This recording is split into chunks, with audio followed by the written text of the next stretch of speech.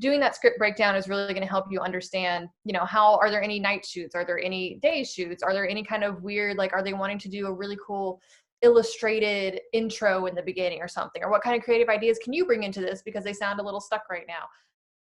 All right, welcome back to The Work, our ongoing series about film and filmmaking with various Chicago filmmakers and creators. My name is Curtis Matzke. I'm a writer and director, among other things, when I have to be. And I'm here with... Sam George. I'm a production designer and producer local to Chicago. Awesome. So today we're going to talk about sort of best practices and like the business side of film and filmmaking, which is a very broad topic. So we could kind of go through a lot of different things, but I kind of want to talk to you like initially about like producing, and particularly talking about producing with like indie projects and stuff like that. Just to start off, how long have you kind of like been producing roughly? Just curious. Ooh, I mean, officially kind of as like a freelancer role, it's been the past like 2.5, 3 years. Before that, it's either been with boutique production companies or smaller, larger corporate companies, or I worked at a film festival for 4.5 years. And a lot of what I did there, aside from programming, could be seen as producing, because a lot of it is putting on the events and getting filmmakers where they need to be, and hospitality and all kind of that jazz. So Sure. a while. Nice. So I guess broadly, how would you define the role of a producer, and how long do you see the producer actually sticking with the project? Like, when do you normally come on? And That's such an interesting question, especially in like the indie realm of things, because it's the Wild West at this point with like so much going on. Because it used to be like the producer finds a script they really like, and then, you know, you bring all the talent together and all of that. But now it's more of people coming to me with their ideas, and maybe they already have people in mind that they want to use, or maybe they already have like investors or whatever. But typically when I get brought on is right at the very beginning. Either when they're trying to fundraise money, or they've already got money, and maybe a lot of the creative has already been done. But as far as like what a producer's role is, and what I've done is just kind of basically manage a film. So it can be all of the boring logistic stuff, such as paperwork and hiring and making sure lunch is on time, and making sure people's allergies are like, you know, you're not feeding them nutty food when they have a nut allergy, or just making sure locations are okay and all of that. Or it's more of the creative part of it, and creative producing, where someone gives you a script and you see a lot of potential in it, but because you understand how a budget works and you understand what it's going to take to get it made, you work with them to find these creative solutions to figure out how to bring their story to life. And, you know, maybe you're coming in at this from, I've seen producers come in from like a costume background. And so they're really good at figuring out like, oh, well, you want to do a period piece. This doesn't really make sense, but you know what, we can find these costumes from this place, and so it's kind of depends on what avenue you want to go down. I know a lot of producers who do want to do more creative producing and do logistics at the same time, but it's the Wild West. It depends what you get.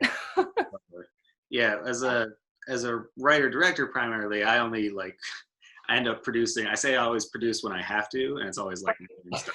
But then when I do it for friends, it is more definitely in that like creative side of it, because I can be like, oh, you don't need to spend money on this thing, you know, right? Or like I'll be able to give notes or something to like consolidate the story or do whatever that kind of makes more sense. Right. And there's sometimes where a project will come to you and they'll have this like grand vision of what they want to do. And maybe they even have a few locations already selected. But then again, you're going through that budget and being like, well, you don't really need to spend money on these 2 different locations. Since I know this location, you can just make this one location look like 2 different places. Like it's a lot of creative problem solving, which is the side of it I really like scanning paperwork, you know, while meditative in some respects is not always the most fun. You can do it by yourself on your computer, not have to worry about other noise. Right. So going into a project, do you have any kind of like, do you have a routine or like a list of things that you like go through when like planning a production where you like at least hope it doesn't all go to hell, like from the get-go? Like you're like, okay, this is I gotta do this and this and this, and then make sure, you know, just to get everyone on the same page as far as like what you're going for. Well, do you mean like at the very, very beginning stages, or like it's already done and everything's locked and I got to deal with it no matter what?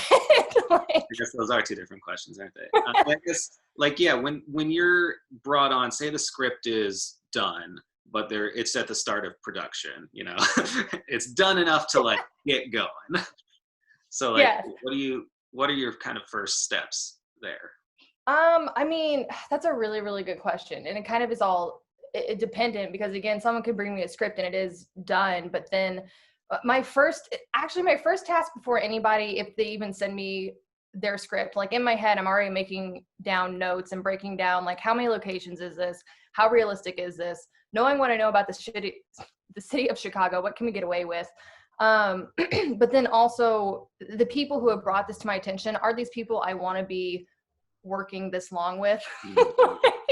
And that sounds like, I don't know, like there's some projects you don't really get a lot of control over and like you need to pay the rent, but if a creative project comes along and it's something that my name is going to be attached to, do I really want to work with this group of people for a year or however long it's going to take? Because that's all my energy being spent with people that I may or may not get along with. And then at the end of the day, are they good at collaborating, or is it just like it's their show? It's yes or no, my way or the highway, because our jobs as producers is to bring the director's vision to life. And so often the director is also the writer, which is great because then you don't have conflicting heads. But as far as like a checklist, like let's say everything's fine, I really like the personalities, we're getting started.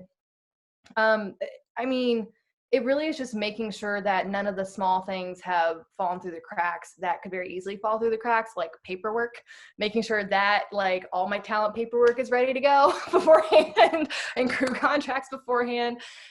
There's a start packet that, and I've learned this from a lot of other great producers, that you send out asking like emergency contact list, what are your allergies? Anything interesting that I should know about you on set, like, oh, are you afraid of mice? Because here's this house that has a mouse that's, you know, likes to run around. Nice. But I mean, it's happened, which is the only reason I bring it up. There was a project where we had someone who had a severe phobia of mice, and unfortunately, I was not in the authority to pick the location we were at, but we were at this location that was infested with mice. So I'm not actually sure why we even chose this place, but it was really interesting. But really it's just making sure, like, it's a simple kind of logistical checklist as far as like, okay, have I communicated with all my department heads? Do I feel like everybody has what they need? Are the trucks ready to go? Do we know how like pickups are working? Do we know how many PAs do we have? Are the walkies charged? Like, it's just those kind of lists that you go through. So day of, you can go in and make sure that it starts off without a hitch. And I'll probably get there an hour early just to make sure that like my mind's in the zone and everything's ready to go. But yeah, just pretty like it's first day of school type of stuff. The same thing over and over, just make sure those logistics stuff are kind of planned out first, because there's always going to be fires that pop up and I don't know what they are. It's one of those things where like it's the same every time, but it's also different every time. Like you have these, you know, general kind of, you know, rules and things you have to check off, but you have to be like adaptable at the same time, because the scale, the budget, everything can totally throw it out of whack. Exactly. And with different projects and different types of producing roles I've been on, everyone does it a little bit differently, but there's always something new that I bring along with me and put in my kit for like, just in case, because this has been an issue. Like, who knew COVID would be a thing? But now I carry around hand sanitizer and gloves. Or, you know, there was one where the costume designer, for whatever reason, both of the steamers we had rented just didn't work. So now I carry around a portable steamer. Like, it's not the greatest, but just in case something happens, I have it. So even taking a step back the night before, making sure my kit has everything that I think I would need, you know, even for just in case emergencies, and then the day of, just making sure everything's just ready to go. But yeah, each project is different while also being the same. So after a while you get kind of more of a rhythm. I think a good producer is that kind of person who can anticipate problems before they happen. And I always I learned this too working in like some camera stuff where like, you know, no matter what my role is, like I'm going to carry around an extra like lens cloth or, you know, right. things, you know, whatever small thing that like, you know, multi-tool, whatever, you know. Yeah, absolutely. There's always something that just like there's always something that's going to come up. And like some of the other things that I've started paying attention to more is not only, what can I anticipate that maybe might happen with equipment failing or whatever, but people's personalities. Like, what can I expect from someone's personality? And could that potentially be an issue on set? Or is the location owner going to be their day of, okay, what should I, in back of my mind, is there a concern potentially with how they react to other people? Are they happy that we're in their home? Are they not happy they're in their, like we're in their space? So little things like that are also really important. And I've tried to make notes of, or even just like tell a PA like, hey, so this homeowner doesn't really like us that much. If you could do me a favor and go get them flowers and brownies. I know they like both of those. Like, I was just about to ask you, like, what do you actually do when something, comes up? And it sounds like flowers and brownies. like, that's the key to life. I don't know anybody who doesn't like flowers and brownies. But yeah, there's definitely been instances where people, there was one project I was on, and we were in like this warehouse space, and we had told them we're gonna have 26 people here. We're gonna have a lot of equipment. It's gonna look like more than there is here, but just so you know, because you try and give them as much of a heads up as possible. And she's like, oh, don't worry about it. We've got enough room, da, da, da, da, da. And then we had actually less people than we told her, but she was so upset because she thought we were lying to her. And she's like, there's way too many people here. Like, this goes against like all the rules, da, da, da. This goes against what you told me. So we had to sit her down and like point people out and put on a chart too, like, this is all that we have. I promise you there's no more people. This is actually less than what we told you, but we told you it's going to feel like a lot. Is there anything we can do to help you feel less stress? And then kind of work on like, maybe she needs to leave for a little bit, or maybe we, give her a little bit better heads up that, okay, she can't hear when we're yelling, rolling, and cut, so she can't scurry to the bathroom when she needs to or something. Like, it's anticipating those personalities ahead of time too. Or, flowers and brownies. So.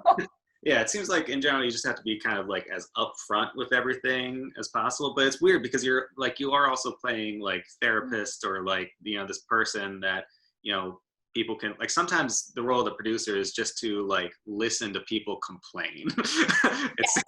You're like, so you have to have that kind of personality that's just like, even if like, there isn't really much that you can do about it. Oh, absolutely. Like, you become, to the director, to the writer, to any other producers or actors who just like feel upset, like, you are absolutely valid in feeling what you're feeling. You might be wrong though, in the sense that you shouldn't be overreacting. I'm not going to tell you that. But I am going to do my best to make you feel that you are being heard, and that there is someone who is listening to you and does care about what you say. Sometimes there's not a whole lot we can do about it, but we will do our best to make you feel that you aren't alone in this process, because it can be overwhelming, like, especially if just things keep going wrong left and right, and you're just like, I don't know what else to do. You definitely do take on the role of therapist, and hearing people complain and just like, okay, nod your head, and then, all right, you feel good, let's go. Yeah, how big of a problem is this? Can we deal right with? Like, out of my list of things that are currently on fire, this is a little ember, but that house is burning down, so I will come back to this. So you ideally, obviously, I think everyone wants to, like, when they sign on as a producer, they want to see a project through the end. Yeah. How do you deal with when you're like, when do you want to get out? I mean, like, that's the thing. Like, I mean, making that decision is obviously a super tough call, and how it is. And when you're dealing with relationships and things like that, but at what point does it become diminishing returns? And how would you, I guess, recommend like being self-aware enough to make that decision? Even like, I mean, I've had the same kind of issue with like freelance, editing jobs or things like that, where I'm like, I'm not getting paid enough for this. You're going to have to find someone else to wrap it up. Yeah, I think, see, that's really, really tough, because it really does come down to, even if you're really excited about a project in the beginning, if over time you feel like your voice is not being valued, and somehow the situation is more stressful than it was, not even necessarily fun, but like exciting to be a part of, then like, I'll dip.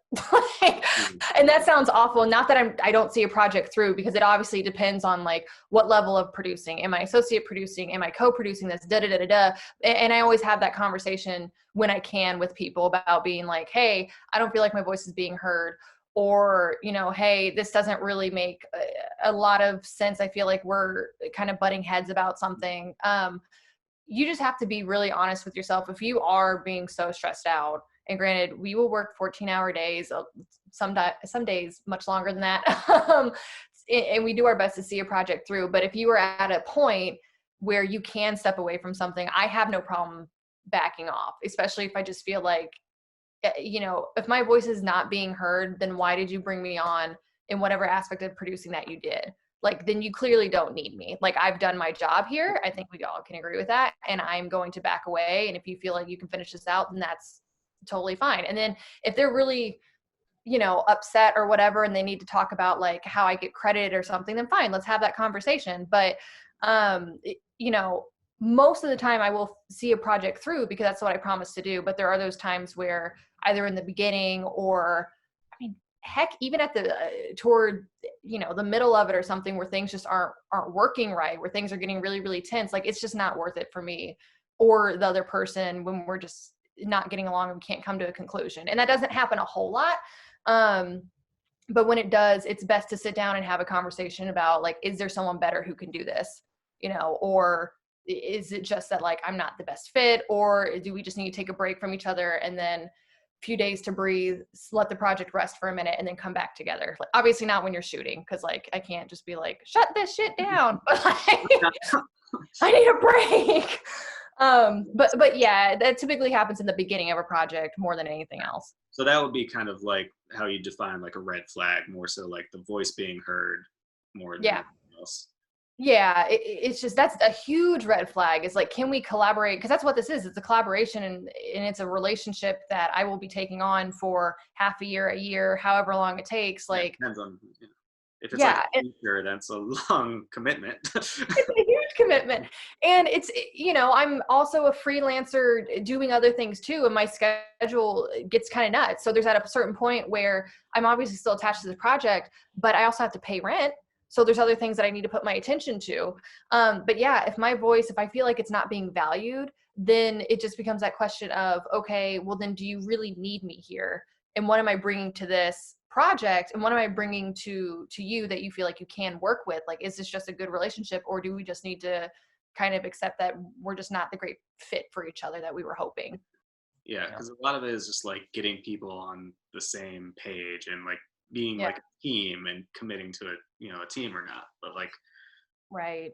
Yeah. And it's not to say that like problems won't come up and you won't bet heads and stuff like that, but it's more of just like, is this a consistent thing? Right. And is this consistent thing such a headache that it's just not worth either of our time to be doing this? It does seem like one of the things where like the people who do find success in film have to be slightly desensitized to some of this stuff. Like, you can't be overly, I don't want to say like attached or emotional to, the having to leave a project, or sometimes you just have to go. And like when, like if it happens, if someone wants to quit my project or something, I have to be like, oh, okay, this is the right choice for you. And then like, I can't judge them, and then hopefully they don't, judge me too much. And you just kind of have to move on, because there are, like your whole life isn't just the one project. Like, you have to look at the long game, is the way exactly. And the other thing too is that if it comes to a point where I need to leave a project, I will absolutely make sure that there is someone there by the time I transition out. It's not like I'm just leaving, it's not, and you should never just leave and be like, well, you're on your own. And, I can think of very, very few cases that you should ever do that. But, you make sure that someone can take your place who is capable, or, the personalities get along, or whatever, because you don't want to just leave someone high and dry, because you don't want to burn a bridge. You just try and be as mature about it as possible and be like, we just aren't a good fit. And, or, maybe there's something personal going on in my life and I cannot give the attention to that I thought I could with this project. And I'm really sorry. I'm going to find you someone who can. And I hate to say it, but, things will get done because they have to. So it will end up always being okay. And not to say it's like the world's, maybe the project doesn't turn out the exact way that somebody wanted it, but those are lessons to learn from. But it usually always ends up being okay regardless. So do you have any specific kind of, I want to say, truisms or or learned kind of things or like tips that you would recommend for some of these initial like like what when people think about producing, they think of some like major kind of tasks like dealing with budgeting, dealing Mm. with crewing up and casting, um, scheduling locations, just being on set, post like I mean, like all I mean the job of producing. But like, is there anything specifically that you do during each like for budgeting? I guess like when you're initially brought on for that kind of like how do you budget for a project? I mean, like you don't have to. I don't have to. Big question. But like, do you have a strategy of just like whether it's like again a specific kind of spreadsheet? Do you work off a template that you have already and just plug things in? I've been very lucky that a lot of the producers that I know and have worked with, they will share their knowledge with me. Mhm. Any producer who doesn't, I think, I mean, that doesn't really make sense because there's a lot of work for everybody out there. And it's such a small community. We should be helping each other and building each other up and sharing that knowledge because you don't know who's going to move to LA or move to Georgia or whoever. Or if you're just not available, but someone really likes you, you want to recommend someone who's a good reflection of you. So there's no reason why you shouldn't share that kind of knowledge and wealth of information. So I've been very lucky that the producers I have worked with have sent me checklists and spreadsheets and, well, this is how I got started and da da da da da. But before anything, like, especially in terms of budget, which is such a weighted question because budget changes so much. But looking, you just do like a script breakdown, and whether that's me going in like a Google Sheets or something and like breaking down, how many scenes is there? Okay, first of all, there's however many scenes this is. Okay, how many locations are there? Okay, what kind of big props are we using? Okay, are there any stunts that I should know about? Okay, how many talent do we have? Like doing that kind of, and it's monotonous and it's very tedious, which is why you need a week or so, to like get back to somebody before you're like, I'm on board. But doing that script breakdown is really going to help you understand, how are there any night shoots? Are there any day shoots? Are there any kind of weird, like, are they wanting to do a really cool illustrated intro in the beginning or something? Or what kind of creative ideas can you bring into this because they sound a little stuck right now? Do you really need that fourth montage? Do you have one montage? Could you probably add a couple more, make it seem a little bit more cohesive? And script breakdown is so freaking important. And I just use Google Sheets for that. And I've made my own template when it comes to that, as far as like what works best for me. Things are nicely color coded. Things are in a nice little box. It's great. It's beautiful. So that's basically what I do. But I mean, as far as like things that kind of also help keep me going is just like, I read this book by Anne Lamott called Bird by Bird. And she, like, the whole idea, because it's about writing, but it's so true for a lot of life. The whole idea behind this book is just taking things bird by bird. So basically what happened is her brother, this writer's reflecting on her brother and the fact that he didn't do this book report on this bird, like these different bird species. And he's like crying in the kitchen, and his dad is like, well, what's wrong? He's like, well, I have this book report due tomorrow and I just didn't do it. And so his dad's like, okay, one, what the F? But two, just take it bird by bird. So just take it, page by page, little by little, what you can do. And it can seem so monotonous at first because it's so much and it's so overwhelming. But in your first 5 seconds of thinking, I need to do this, you need to do it. And just put on some music, put on TV, whatever you need to do, and just very slowly go at it. And before you know it, you've gotten started and you're in the momentum to keep going. Because that's the hardest part, is just sitting down and actually doing it. Because you're just like, there's so much that needs to be done. Especially like, yeah, and I can definitely relate to that as a writer. Like sitting down to tackle like a feature project at any stage is just awful, because you just know how long it's going to take until like right. It's in front of an audience. So right. Well, like, and for you, obviously this comes different between like writing and producing, but like, you've got an idea in your head for writing. Are you starting right at the very, very beginning of the story? Or are you writing the certain scenes that are coming up, or how are you? I usually do kind of start in the beginning, just because that's where like the ideas come from, but then I'll jump ahead and then I'll usually come up with the ending before I get lost in the second act. But it is, I feel like sometimes I do write more.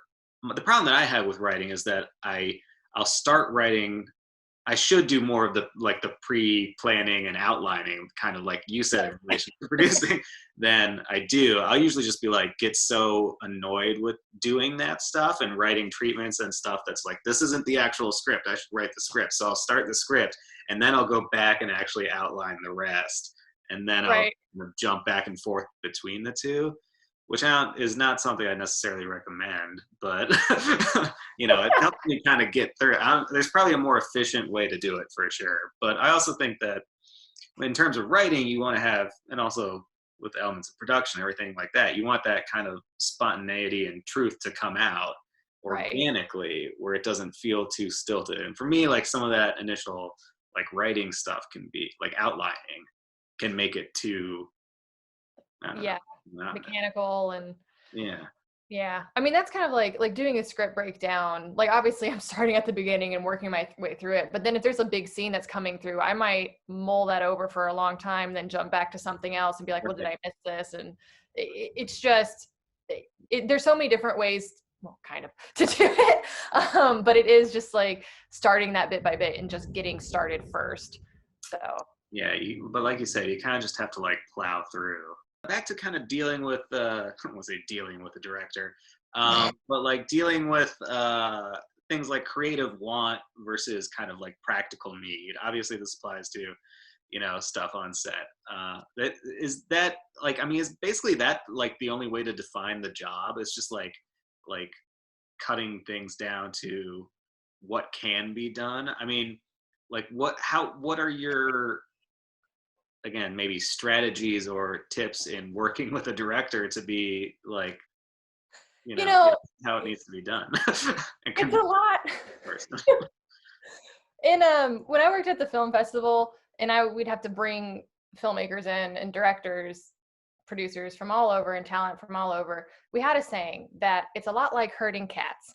And that is exactly like trying to figure out creative want This is versus the actual. internet expression.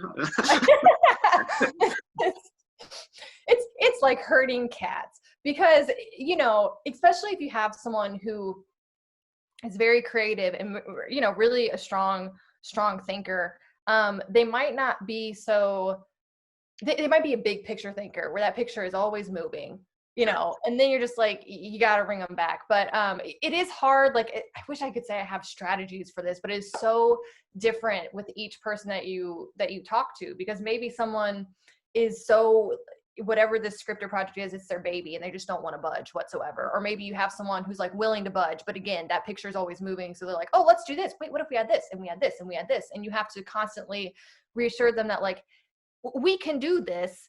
However, that also means we are limiting the 5 other things that you wanted to do that we've been working hard to make happen. You'll get people who you work with who are very, very understanding. And I've been lucky that there's been quite a few directors I've worked with who are very understanding. Like, okay, I really want this. How can we make this work? And if you've exhausted all options possible, then they accept it. And we creatively problem solve to find a different solution to whatever this is. Like, maybe we don't completely get away from this idea that they're wanting. Maybe there's a way we can cheat it with the camera, like depending on what it is. But there are some directors who are big picture thinkers, or they're so close to the project that they have a hard time letting go. And that's when you really, the biggest thing is you have to exhaust all options possible. You don't want to sit there and be like, there's no way it can be on. Absolutely not. Because then one, that makes it look like you are not as invested really in the project and bringing it, or the director for that matter. You're just kind of shutting everything down.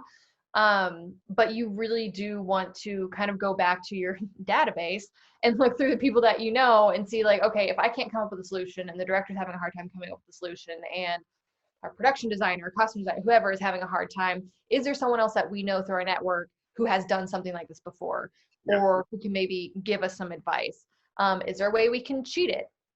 Is it like, what can we do? Like, wrap your brains around it and really try and figure out what is the best way to solve this problem. And sometimes they come from people that you don't expect, not like every now and then a PA will throw out a really good suggestion and you're like, Okay, that wasn't half bad. Like that's why it's good to have, and not that PAs don't have good ideas, but typically, you're working with your department heads or with your director or whoever to figure things out. But that's why it's good that if you can, you have a set that isn't just young people, old people, men, women, whoever. Like you have a diverse set in a lot of different senses because you don't know when someone's going to come up with a creative solution to something that you need.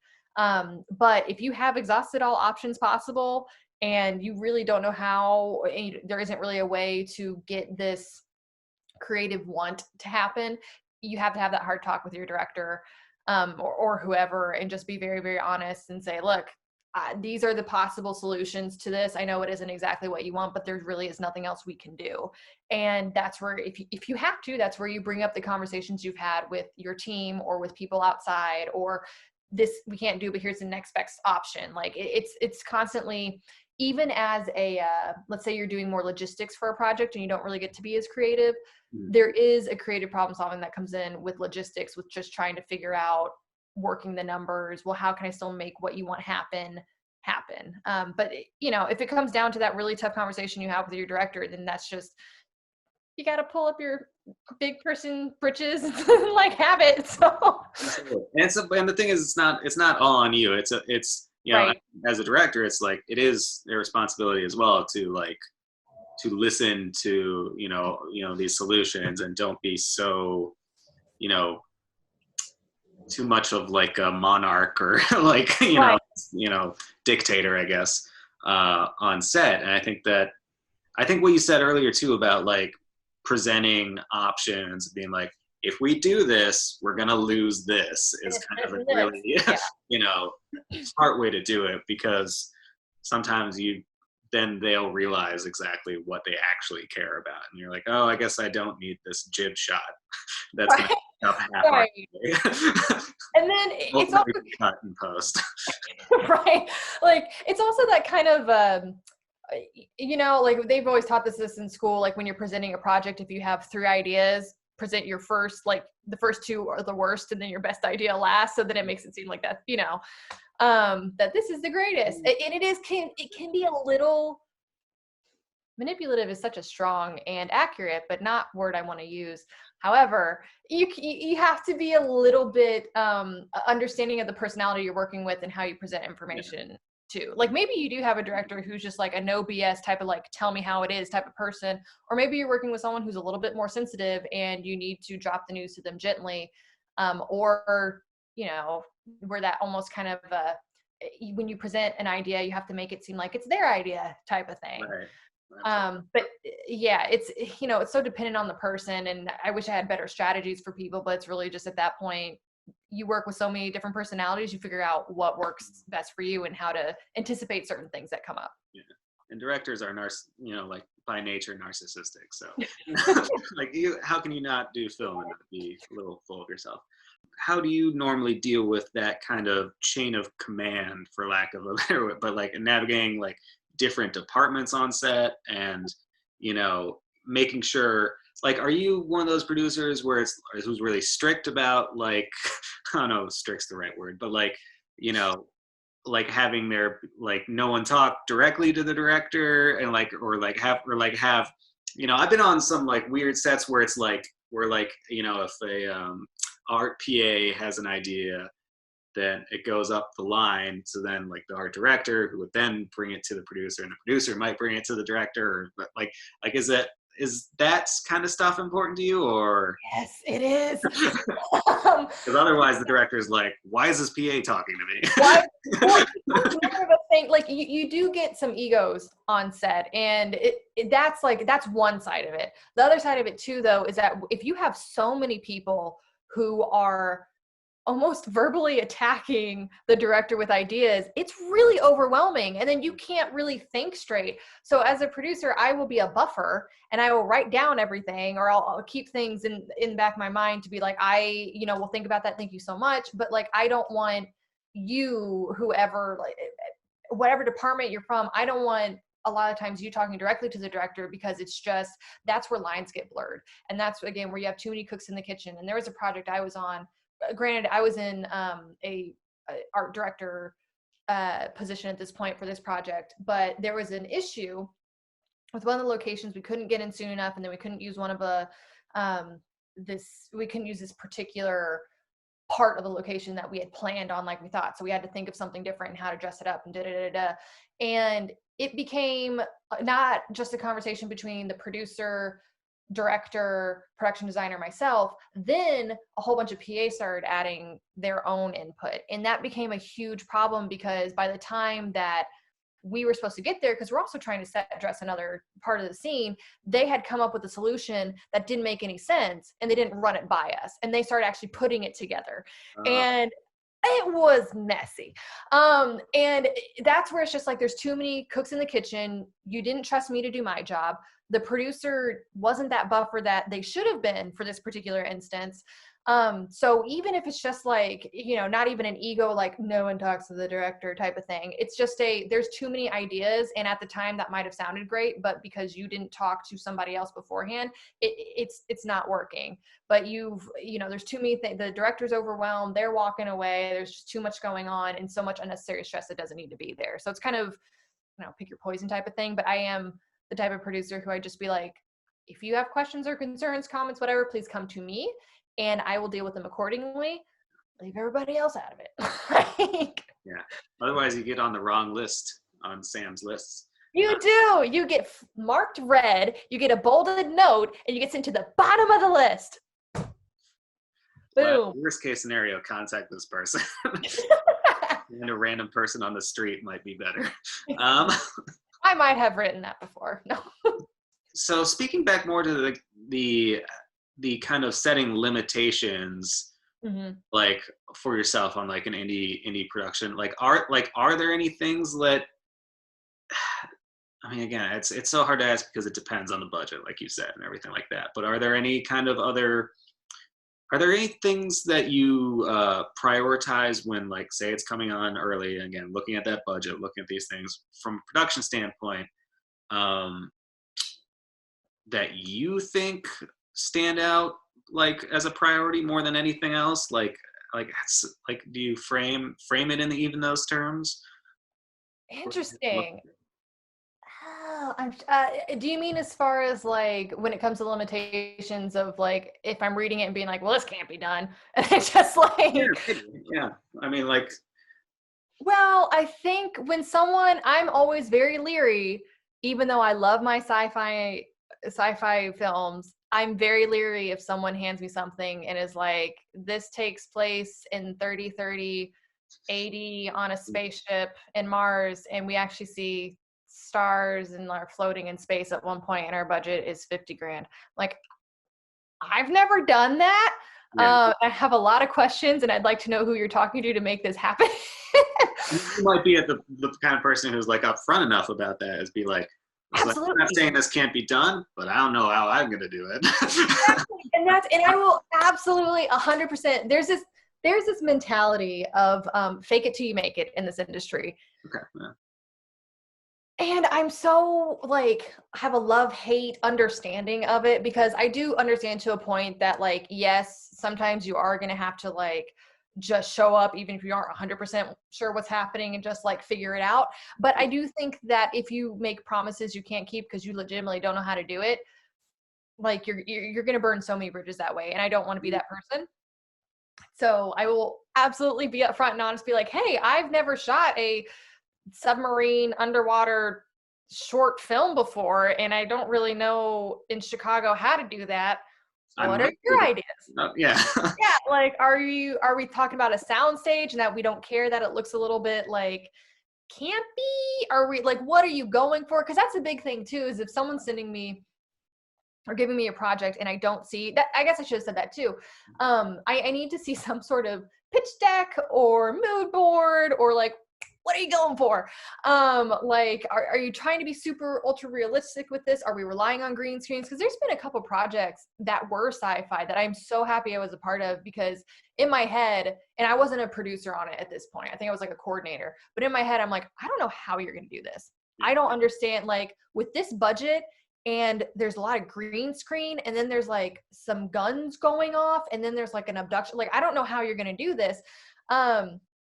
And they figured it out. And they figured it out because of all the favors they could call and all these like connections they had. And that was one thing I realized as a producer that's super important, even when a project first comes to me, is just that, okay, do I know enough people that can make this happen, even if I don't understand completely how to do it myself? Yeah. And sometimes it is calling favors, like, you help me out on this one, I'm going to figure out how to help you out on the next one, or like whatever. But, you know, there might be a project that comes and I'm super excited about it and jazzed about it, but I have no idea how it's going to be done. And that's just a conversation you have with them and just be like, do you know who can do this? Mm-hmm. I will reach out and see if I know someone who knows how to do this, but like, I don't know. Cause then, you know, after you figure that out, then it's just like, oh, the same old paperwork. Oh, same old like catering. Yeah. Location.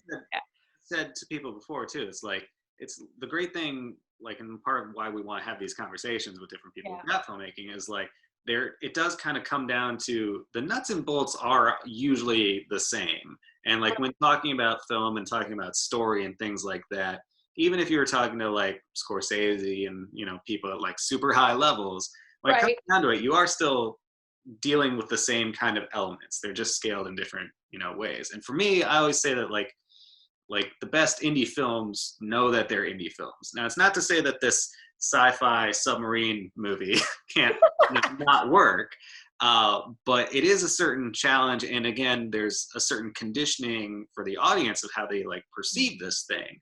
Like, you know, if I, you know, am signed up for like a intense sci-fi action movie, I kind of want to see like, you know, Chris Hemsworth and, you know, like people like fighting, you know, doing this kind of thing. But a really strong indie knows kind of can be even more powerful if it just knows where it lives and how the audience is going to respond and like resonate with it on a deeper level. Yeah. And there's so many interesting, I think having limitations is also great because you really, really have to work those creative problem solving muscles. And like, there's one movie I really love, Safety Not Guaranteed, which is like a time travel movie, but like no time travel actually happens till the very end, really. But they handled it so well because then it becomes something more about just like this guy trying to build a time machine. It becomes a much bigger story about relationships and like the relationships between the characters. And that's a brilliant way of like, well, we have this budget and we want to make a time traveling movie. How do we make that together? You know, like there's so many instances where there's so many strong, beautiful indie films that, like you said, recognize they're indie films and they understand their limitations, but they're going to push it a little bit and figure out how to solve these problems, but in a very different and interesting way. Like, do you work on more than one project at once, or do you work on like just one at a time when you're producing in particular? Obviously, if you're doing other positions and things like that. I mean, it depends. It depends on how big the project is. Like if it's tiny enough, it can really burn you out if you're like, I'm going to work on 2 features this year. And you're like, okay, 2 isn't a lot, but like features? It's kind of a lot. That's a lot.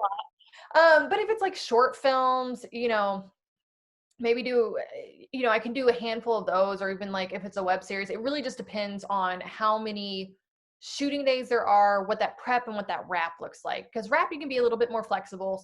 Prep, you can be a little bit more flexible, but it's really, well, I shouldn't say, because it depends on the prep. Like if it's a week or 2 before, like it's heavy prep, like that's not as flexible. But I try, like right now, I have 2 features I'm attached to, but they both are shooting different years.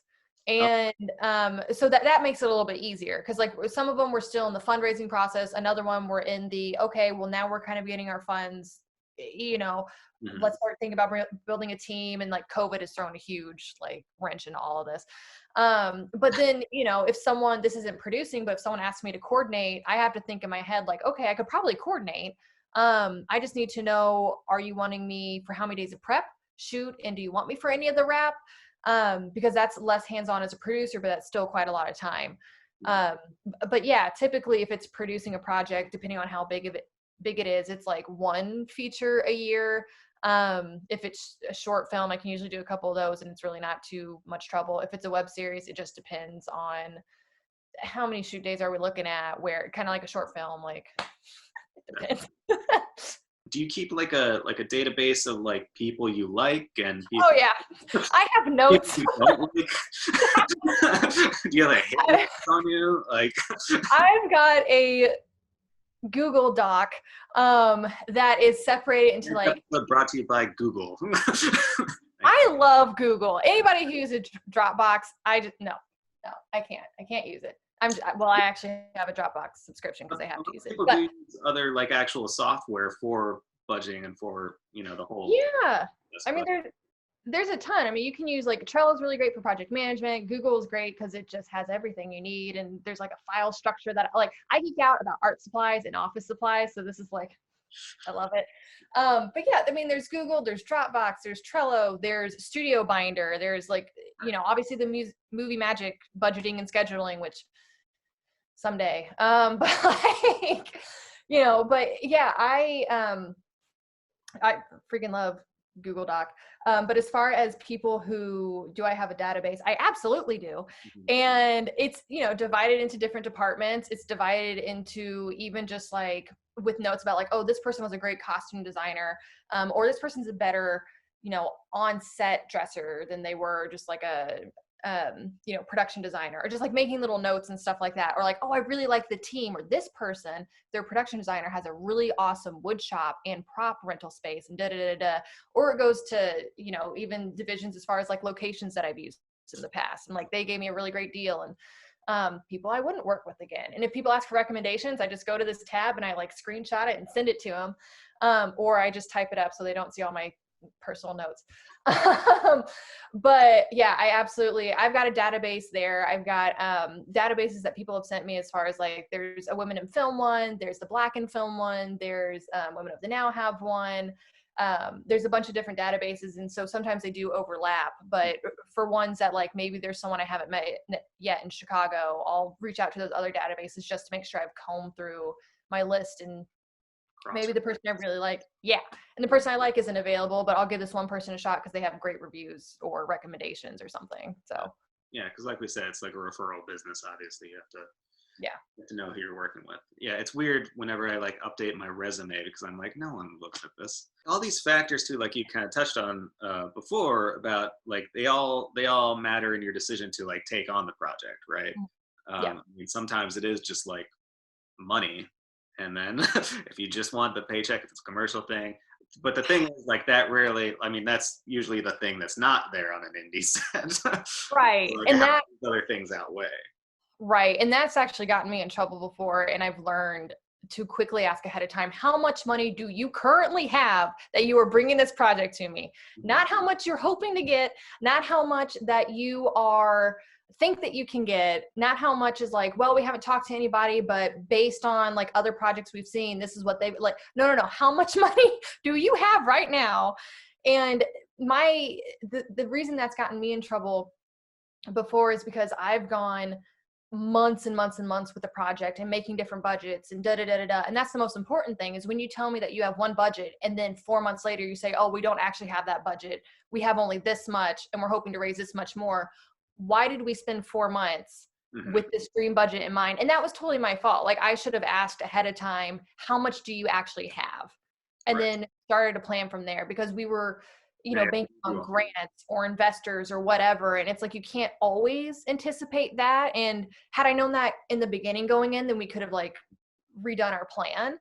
But because I didn't ask that and I was naive, I was like, oh, cool, we're working with a budget of $50,000 and for 4 months, this is what we're aiming for. And then 9 budgets later, nope, that's not what we have.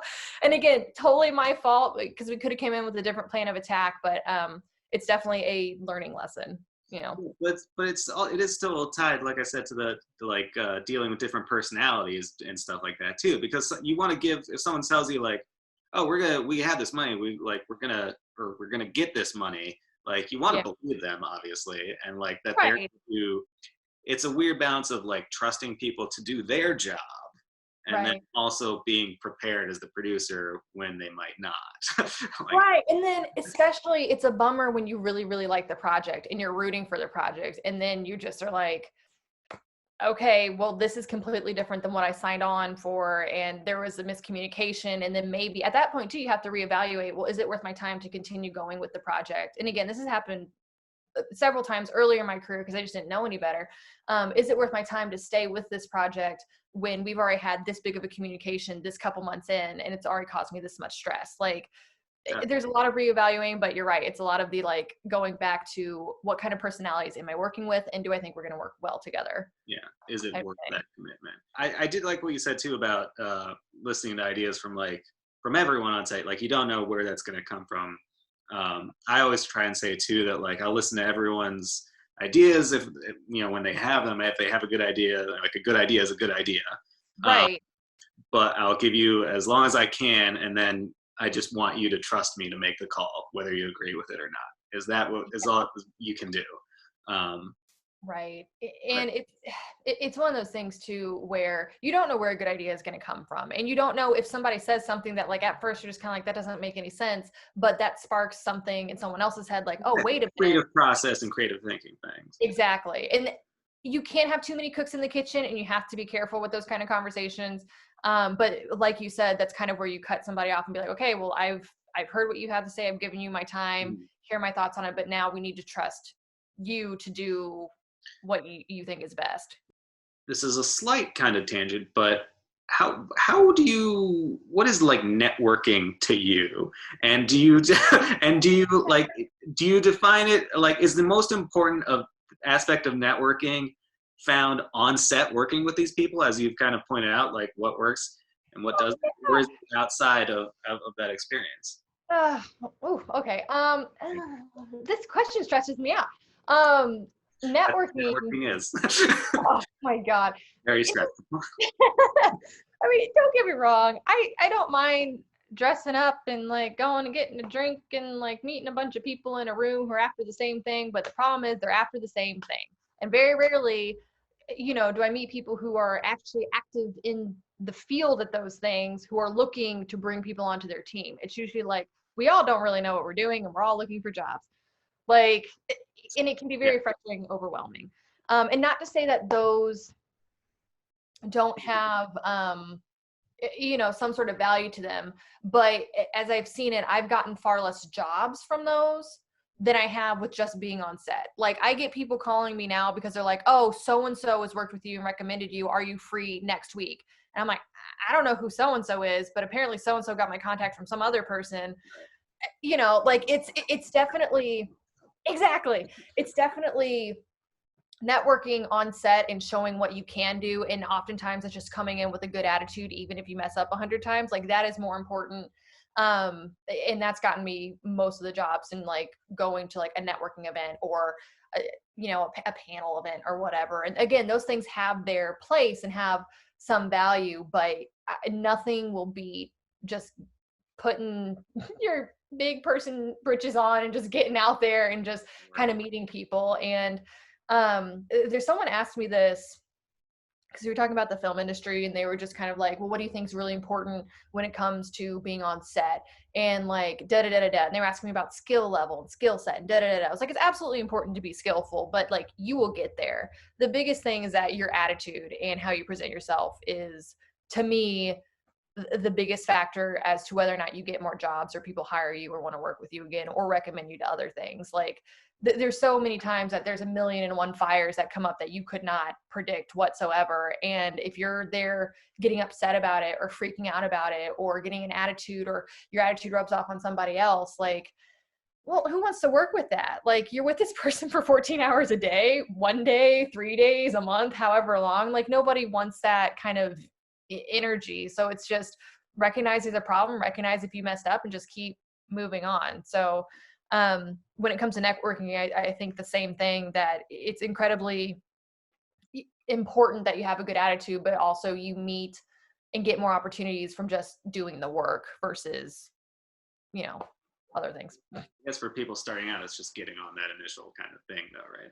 But yeah, you're right. As far as like going to these events and things like that, you can always, I mean, if someone just hands you their card and walks away, then you don't really get anything out of that. Like like, there's no way of actually knowing how genuine or how people are, if people are actually doing the work, right, at a thing like that. They might be like a great contact, and it's very, that has happened to me many times. Met, a lot of people working and doing great things at these events.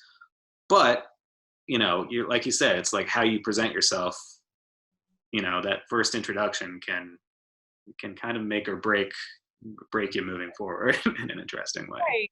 Well, and like it's definitely it kind of depends on the networking event too. Like, sure, maybe you go, maybe not a film festival, but maybe there's an event where you're seeing a bunch of films and you see a film like you really like, and maybe you do work up the courage to be like, hey, I don't know about your next project, but I'm looking to break in, or hey, this is my reel, I'd love to work with you. Like, yeah, that can absolutely happen. But you're right. Like, you don't know if the person you're meeting at some of these events is completely genuine, and then let's say you brought them on and then they're just like the worst person to Right. work with, not even attitude wise, maybe they just really don't understand how any of this works, and you're like, oh, I underestimate or overestimated your ability. You might just be after something else and the idea of it more than the actual thing. But Right. I think ultimately, or like you said, genuine again, more honest and open about like your skill set and what you can provide and what you may not be able to provide is usually the best kind of result. Do you have anything else to add about the broad topic of best practices in business of film, or anything else about producing? Any kind of like tips? Like you said, it seems like just be organized, be genuine, Yeah. don't be an asshole. Try not be an asshole. I think that's a pretty important one. I mean, Um, that's also just general life advice. You should. but no one takes it. Well, I shouldn't say no one. People take it, but sometimes. No, I mean, back to the truisms we were talking about. I think the only other thing I have advice for is if you're ever stressed out, if you're ever overwhelmed, aside from taking it bird by bird, realize that it'll get done because it has to. In one way or another, the project will get done. And granted, maybe not done in the way that you thought. Maybe you end up walking away and someone else finishes it, like, or you come to mutually agree that now's not a great time for it to happen, but like it will get done because it has to. Any fires that come up, it'll get itself figured out. And just to recognize that you don't have to be superhuman and to take your ego out of it. If you know in your heart, in your soul, body, mind, whatever, that a project is likely to give you more stress or potentially just knock the wind out of you versus being an exciting endeavor to be a part of, especially if you're just starting out, and you can sometimes be a little bit more choosy, or just don't, it's okay to back away from it. Like, you don't have to be superhuman. You don't have to try and prove something to anybody. Like, we're lucky to make movies for a living, or for a hobby, whatever. Like, we're very, very lucky for that. But it should never really take over so much of your life that you've kind of forgotten to live your life and you like are losing yourself along the way. So that's really all I have on that kind of thing. But yeah, be organized, don't be an asshole. I always say trust the process. Yeah, trust the process. These kind of problems to work themselves out, or work them out, and just go. Right. And you'll learn. Not the end of the world. Right, exactly. And like you'll learn along the way that like even if it was a complete failure, well, you know what not to do next time. So, and there's nowhere to go but up. So learn from every experience. Exactly, which I think is good. Maybe not in the moment, you don't see it that way, but Awesome. All right. Well, thank you again, Sam. Always appreciate talking to you. Hopefully we can continue the discussion in the future somehow. I think so. I mean, maybe hopefully not in Zoom. Like at some point when COVID dies, we'll be able to actually sit in the same room at some point. But yeah, maybe. Or not if you're antisocial and you're like, no, this is fine for me. Depends on if it's like a networking event or not.